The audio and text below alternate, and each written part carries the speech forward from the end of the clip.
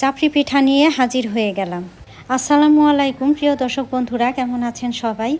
Already এই চাপড়ি পিঠার সাথে অনেকেই পরিচিত হয়েছেন। এটি হচ্ছে টাঙ্গাইলের বিখ্যাত একটি খাবার। শুধু বিখ্যাত নয়, এটি একটি জনপ্রিয় খাবার বটে। টাঙ্গাইলের আনাচে কানাচে অলিতে গলিতে এই জনপ্রিয় খাবারটি কিনতে পাওয়া যায় এবং দেখা মেলে। ছেলে বুড়ো ধনী গরিব সব মানুষের প্রিয় খাবার এটি।